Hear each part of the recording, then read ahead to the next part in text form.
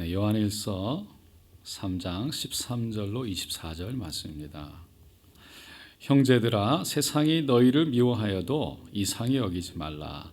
우리는 형제를 사랑함으로 사망에서 옮겨 생명으로 들어간 줄을 알거니와 사랑하지 아니하는 자는 사망에 머물러 있느니라. 그 형제를 미워하는 자마다 살인하는 자니 살인하는 자마다 영생이 그 속에 거하지 아니하는 것을 너희가 아는 바라. 그가 우리를 위하여 목숨을 버리셨으니 우리가 이로써 사랑을 알고 우리도 형제들을 위하여 목숨을 버리는 것이 마땅하니라. 누가 이 세상의 재물을 가지고 형제의 궁핍함을 보고도 도와줄 마음을 닫으면 하나님의 사랑이 어찌 그 속에 거하겠느냐. 자녀들아, 우리가 말과 혀로만 사랑하지 말고 행함과 진실함으로 하자. 이로써 우리가 진리에 속한 줄을 알고 또 우리 마음을 주 앞에서 굳세게 하리니 이는 우리 마음이 혹 우리를 책망할 일이 있어도 하나님은 우리 마음보다 크시고 모든 것을 아시기 때문이라. 사랑하는 자들아, 만일 우리 마음이 우리를 책망할 것이 없으면 하나님 앞에서 담대함을 얻고 무엇이든지 구하는 바를 그에게서 받나니 이는 우리가 그의 계명을 지키고 그 앞에서 기뻐하시는 것을 행함이라.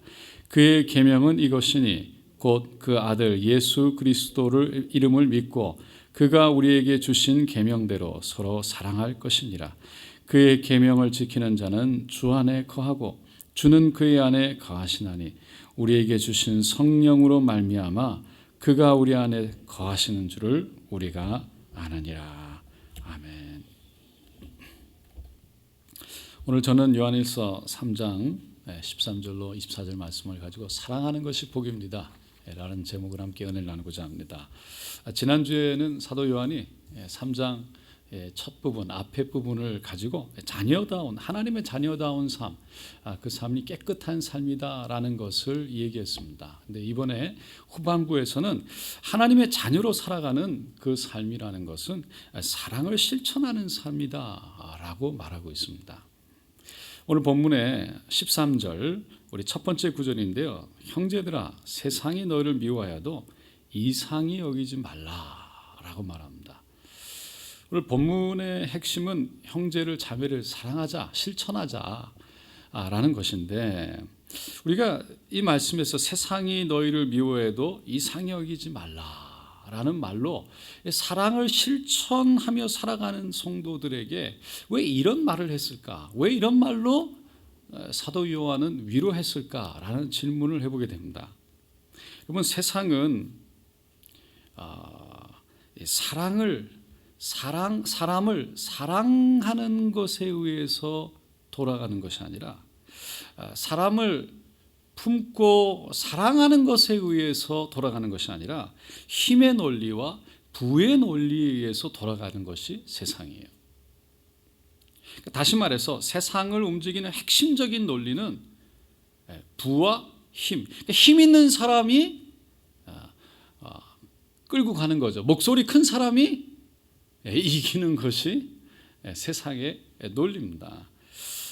그러다 보니까 자기 중심적이고 내가 힘을 조금 더 가져야 되고 그 힘의 권력과 재력을 가질 때 내 뜻대로 할 수 있다라는 것이 세상의 방식이기 때문에 그것을 위해서 결국은 자기 중심적으로 이기적으로 살아가는 거예요. 그런데 하나님 나라는 자기 중심적으로 살아가는 것이 아니고 하나님 중심적으로 살아가는 거예요. 그것은 다른 사람들 중심으로 살아간다는 거죠. 그러니까 이타적인 거예요. 다른 사람을 배려하고 사랑하는 것으로 하나님의 나라는 움직인다는 것입니다. 그렇게 돼야 하는 거예요. 하지만 세상 사람들은 자기를 내려놓지 못하고 다른 사람을 베풀고 다른 사람을 사랑하는 가치관으로 살아가는 것이 아니기 때문에, 다시 말해서 자기 중심으로 살아가기 때문에 그 세상 가치관을 잡고 살아가는 자신들이 하나님의 사랑의 가치관을 잡고 살아가는 사람들 앞에 섰을 때 그 사랑의 행동을 보면서 사랑의 말을 보면서 스스로가 정죄되어지는 거죠. 죄인 되어지는 거죠. 부족하게 느껴지는 거죠. 틀린 사람이 되는 거예요. 마음의 양심은 아는 거예요. 그러다 보니까 스스로 마음에 정죄되어져서 내가 저 사람보다 세상적인 논리 가운데 못하다, 부족하다, 저 사람이 뛰어나다, 스스로 죄책감 속에 돌아서는 거예요. 그러면서 그 사람들을, 하나님 안에 있는 사람들을, 진리 가운데 살아가는, 사랑으로 살아가는 사람들을 용납할 수 없으니까, 그렇다고 내가 그렇게 될 수 없으니까 세상에서 내가 힘을 가져야 되고 내 중심으로 살아가야 이긴다고 믿기 때문에, 그래서 그 사람들을 받아들이지 못한다는 거예요. 그래서 자연스럽게 미워한다는 겁니다. 그러니까 그렇게 사는 것, 세상에 사는 것이 정상이고 그렇게 사는 것이 보통이고 당연한 삶이라고 인정하기 때문에, 다시 말해서 사랑으로 살아가는 삶이 정상이 아니라고 생각하기 때문에, 그래서 그것을 받아들이지 못한다는 거죠. 그래서 성경은 세상이 사랑하는 삶을 사는 그리스도인을 미워할 수밖에 없다라는 거예요. 그런데 한번 우리가 생각을 해보는 것은 현실은 어떤가?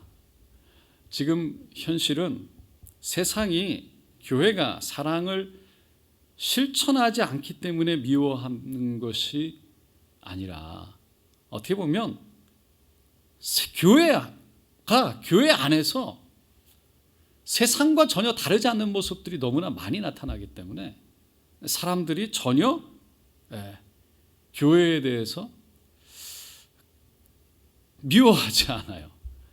그러니까 그것 때문에 오히려 교회를 미워하는 이유가 사랑이 드러나서 미워하는 것이 아니라 사랑이 없어서, 세상과 전혀 다르지 않아서, 세상하고 전혀 다른 모습이지 않기 때문에 오히려 그것 때문에 미워한다는 거죠. 그러면 세상에서 사랑을 실천하기 때문에 미움을 받아야 할 교회가, 그리스도인들이 사랑을 실천하지 않아서 미움을 받는다는 것은 뭔가 잘못됐다는 거죠. 오늘 본문에 14절에 보니까 사랑과 구원의 관계성에 대해서 정확하게 얘기합니다. 우리는 형제를 사랑함으로 사망에서 옮겨 생명으로 들어간 줄을 알거니와 사랑하지 아니하는 자는 사망에 머물러 있느니라. 우리가 형제를 사랑하는 것을 통해서 죽어야 될 영혼이, 죽어야 될 우리가 생명으로, 천국으로 하나님의 빛 가운데 옮겨진 구원받은 성도라는 것을 안다는 거예요. 다시 말해서 구원받은 성도는, 구원받은 사람은 형제를 사랑한다는 거예요. 그것이 성도라는 증거라는 겁니다. 사도 요한이 이렇게 강하게 말하는 데는 이유가 있어요. 그 당시 잘못되어진 영지주의자들, 이단들이요, 영은 선하고 육은 악하다라고 말하면서 영적인 지식과 영적인 깨달음만을 추구했어요. 강조했어요. 그러니까 오늘날 우리식으로 말하면, 제가 요즘에 말하는 것처럼 이 신앙 생활 중에 신앙은 강조하면서 생활을 강조하지 않았다는 거죠. 하지만 사도 요한은 정말 구원받았다면, 영혼이 사망에서 생명으로 옮겨졌다면 형제를 사랑한다는 겁니다. 제가 지난주에 주일날 집에서 토마토를 제가 심었더니 싹이 났다고 그랬습니다. 제가 깨달은 것이 심으면 싹이 난다는 것을 깨달았다고 그랬어요.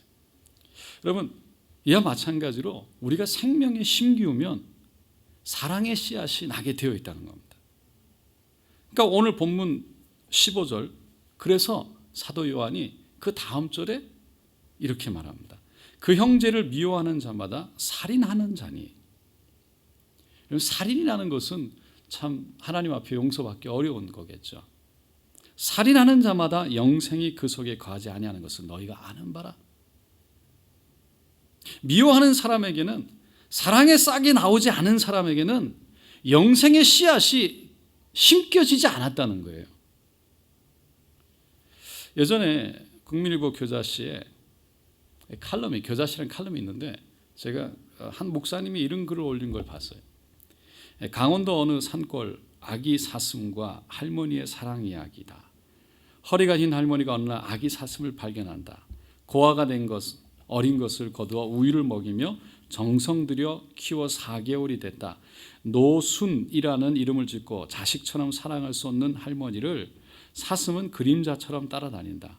하루는 마을에 사나운 불도그가 나타나자, 불도그 강아지죠, 개. 노순이는 어디론가 사라져 버렸는데 나중에 보니 할머니의 방 침대에 숨어 있었다. 어느 TV가 방영한 할머니와 어린 사슴의 애틋한 러브 스토리는 우리 인간의 마음을 울린다. 그러니까 어린 사슴도 할머니의 사랑을 안다는 거예요. 그러니까 불독 사나운 개를 만나서 두려우니까 할머니의 품으로, 할머니의 방으로 뛰어갔어요. 숨었어요. 그러니까 미물도 동물도 사랑을 안다는 거예요. 그러니까 사도 요한이 그래서 16절에 이렇게 말합니다. 그가 우리를 위하여 목숨을 버리셨으니 우리가 이로써 사랑을 알고 우리도 형제들 위하여 목숨을 버리는 것이 마땅하니라. 이 말씀은 사실 굉장히 어려운 말씀이죠.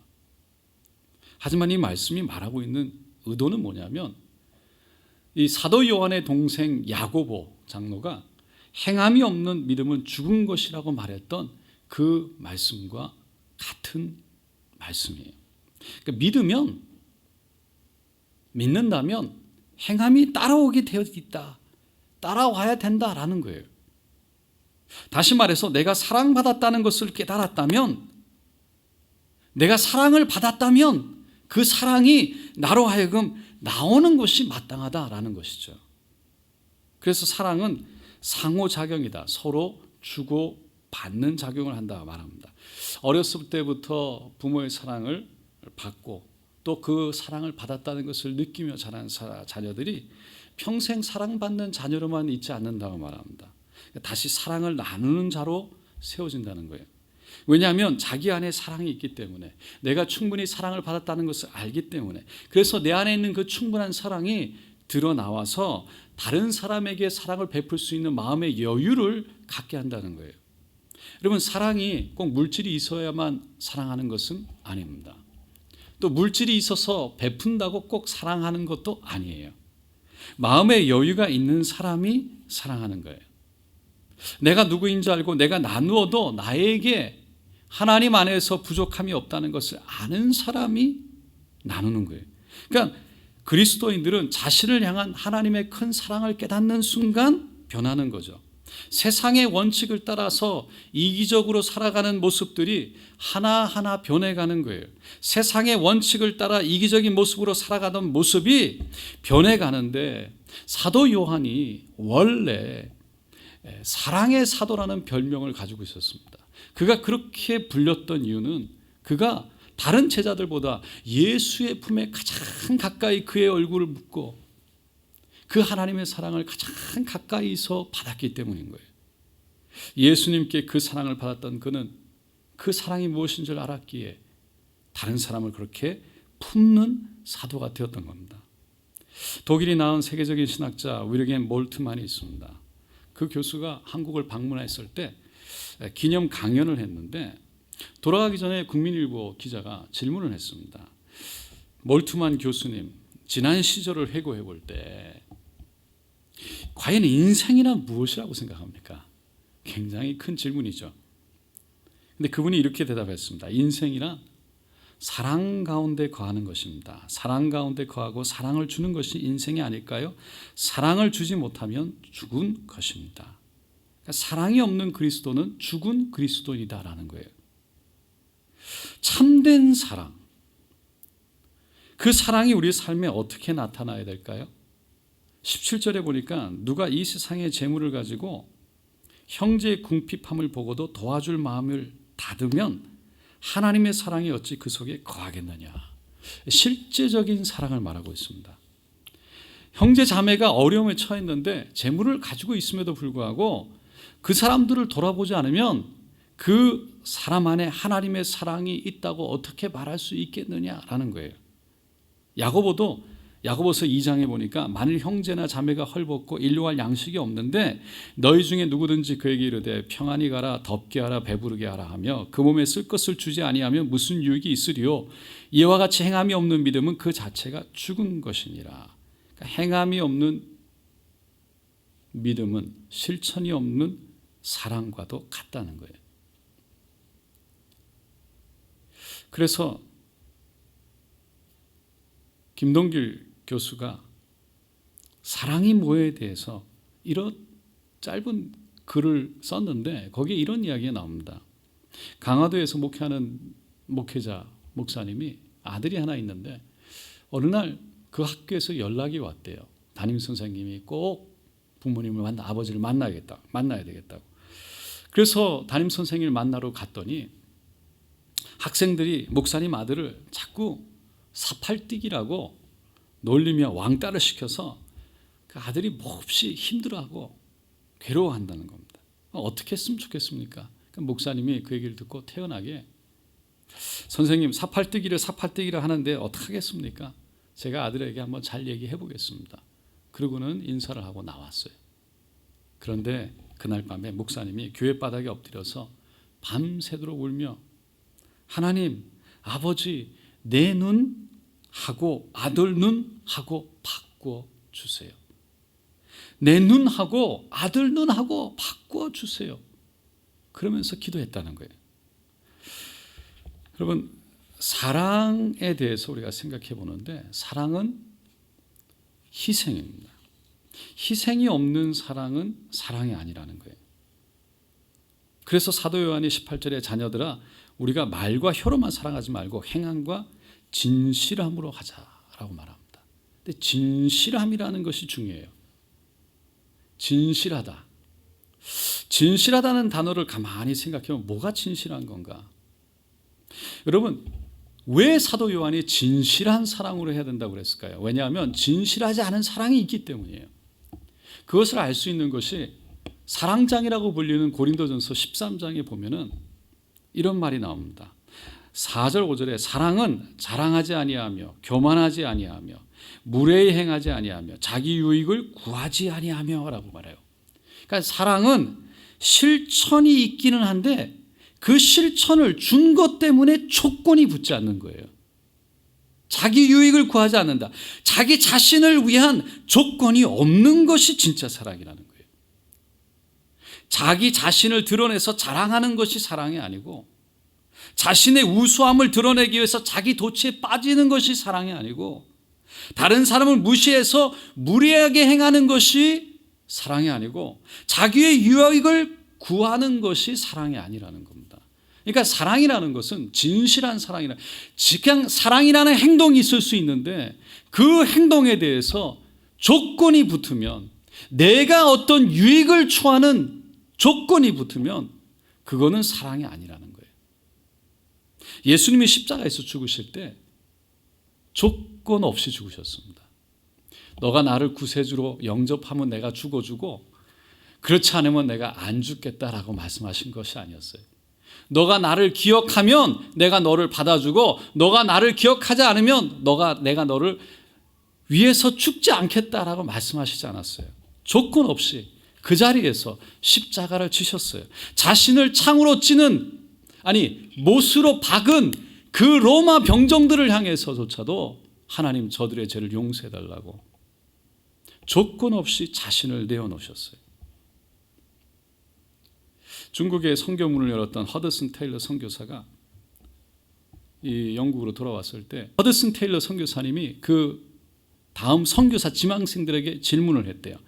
여러분들은 무엇 때문에 지금 선교를 가려고 합니까? 중국으로 선교를 가려고 합니까? 그랬더니 한 선교 후보생이 중국에는 수많은 영혼이 있기 때문에 그 영혼을 구원해야 되기 때문에 갑니다. 또 어떤 사람은 이 중국에 가서 그 중국을 변화시킬 수 있는 것이 오직 유일한 복음입니다. 세 번째 사람은 저는 가서 그렇게 복음을 전하는 것이 하나님의 영광을 위해서입니다. 맞습니다. 다 여러분의 말씀이 틀린 것은 아닙니다. 그런데 그 말씀만으로 그 대답만으로는 부족합니다.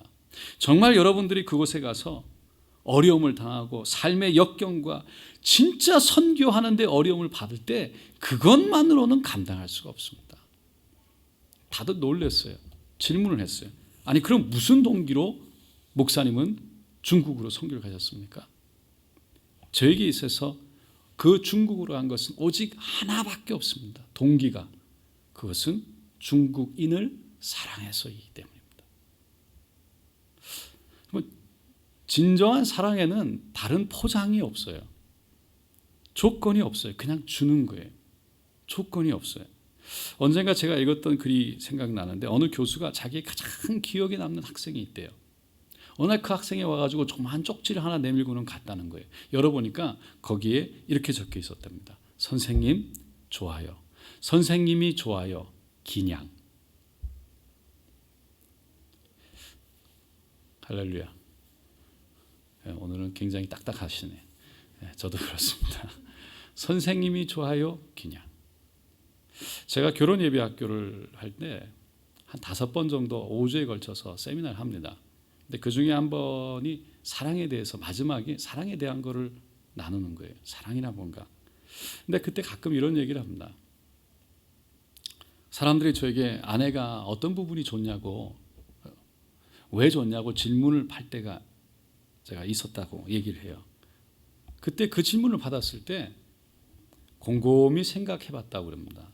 답이 뭐냐? 몰라요. 왜 좋은지 나도 모르게 그냥 좋다예요. 여러분, 사람을 좋아하는데 조건이 있으면 그 조건이 사라지는 순간 그 사람이 좋아지지 않는 거죠. 예뻐서 좋다? 그래서 결혼하는 부부들에게 얘기를 합니다. 예뻐서 좋아요? 예쁜 것은 시간이 지나면 사라집니다. 날씬해서 좋아요? 날씬한 것도 애 놓고 나면 사라집니다. 성격이 좋아요? 한번 화내는 거 보면 그 생각도 사라집니다. 여러분, 사랑을 하면은 사랑에는 이유가 없는 거예요. 그냥 좋은 거예요. 그냥 좋은 거예요. 때로는 하나님에 대해서 왜 그냥 좋다고 얘기합니까? 그냥 하나님이 나를 사랑하니까, 하나님이 나를 조건 없이 그렇게 품어주시니까, 그걸 아니까 그냥 하나님이 그냥 좋은 거예요. 왜? 하나님이 그렇게 나를 사랑해 주시니까. 사랑하면 이런 하나님의 함께 하시는, 그리고 조건 없는 그 사랑 안에 거하는 복을 받게 된다는 겁니다. 오늘 본문이 우리가 하나님을 사랑할 때, 또 사랑하게 될 때, 사람들을 사랑할 때 우리가 받는 2가지 유익이 있다고 말합니다. 하나는 하나님 앞에 담대히 설 수 있다는 거예요. 19절로 21절에 보니까 이로써 우리가 진리에 속한 줄을 알고 또 우리 마음을 주 앞에서 굳세게 하리니 이는 우리 마음이 혹 우리를 책망할 일이 있어도 하나님은 우리 마음보다 크시고 모든 것을 아시기 때문이라. 사랑하는 자들아, 만일 우리 마음이 우리를 책망할 것이 없으면 하나님 앞에서 담대함을 얻고, 진리 안에 있으면 주님 앞에 설 수 있는 담대함을 얻게 된다는 겁니다. 우리 마음에, 우리 양심에 우리를 책망할 것이 없으면 하나님 앞에 담대하게 설 수 있는 그런 마음이 생긴다는 거예요. 마치 아이들이 학교에서 선생님이 숙제를 내줬는데 숙제를 했으면 담대하게 학교를 갈 수 있지만 숙제를 안 했으면 학교에 가는 것이 무섭고 두려운 것과 마찬가지입니다. 하나님 앞에 우리가 우리 안에 양심에 거리끼는 것이 없으면, 떳떳하면, 스스로 정죄할 것이 없으면 담대하게 얻게 된다는 것입니다. 그런데 우리가 주의해야 될 것은, 우리가 주님 앞에 설 수 있는 것은 오직 우리의 행위가 아니라 오직 십자가의 보혈의 은혜인 줄로 믿습니다. 그래서 오직 십자가의 은혜의 보혈을 붙잡기 때문에 우리가 죄 안에 있어도, 20절에서 말하는 것처럼 우리가 책망할 일이 있어도 오직 하나님은 우리의 마음보다 크시기 때문에, 다시 말해서 십자가의 은혜는 우리의 죄보다 크기 때문에 우리가 그 은혜 안에 우리를 담글 때, 그 은혜가 우리 안에 거할 때 우리는 하나님 앞에 설 수 있는 믿음으로 담대하게 설 수 있다는 것입니다. 다만 우리가 주님 안에 있으려고 하는 노력을 포기하거나 그리고 버려서는 안 된다는 것입니다. 2번째로 기도의 응답입니다. 22절에 무엇이든지 구하는 바를 그에게서 받나니 이는 우리가 그의 계명을 지키고 그 앞에서 기뻐하시는 것을 행함이라.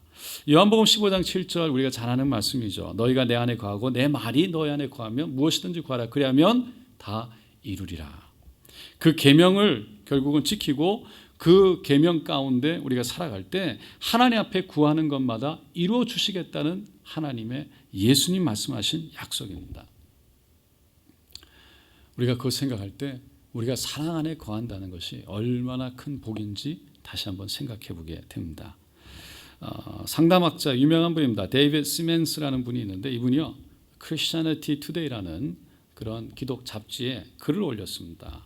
많은 사람들을 그리스도인들을 상담을 했는데 그 상담을 통해서 결론을 짓게 되는 것이 두 가지인데, 하나는 무조건적인 용서와 은혜를 그들이 깨닫지도 못하고 받아들이지 못해서 그것을 누리지 못한다는 것과, 두 번째는 그 무조건적인 사랑과 용서를 베풀지 못하는데 그들의 문제가 있다라는 것이었어요. 십자가의 사랑을 받았는데, 조건 없는 사랑을 받았는데 그 조건 없는 사랑을 이해하지 못해서, 알지 못해서, 그 사랑이 어떤 사랑인지 정말 깊이 깨닫지를 못해서 그 사랑 안에 거하지 못하고 그 사랑을 누리지 못한다는 것 뿐만 아니라 그 사랑을 나누지도 못해서 용서하지 못하고 베풀지도 못하는 것이 결국은 그 사람 안에 문제가 된다는 것이죠. 여러분, 우리 그리스도인들은 사랑 안에 거할 때 복이고 그 사랑을 나눌 때 복인 줄로 믿습니다. 그것이 복받는 길이에요. 기도 안에 응답 받는 길인 거예요. 오늘 우리가 하나님 안에서 주님의 은혜 안에서 그 사랑이 무엇인지를 깨닫고 사랑을 나누는 우리 여러분 모두가 되시기를 예수님의 이름으로 축원드립니다.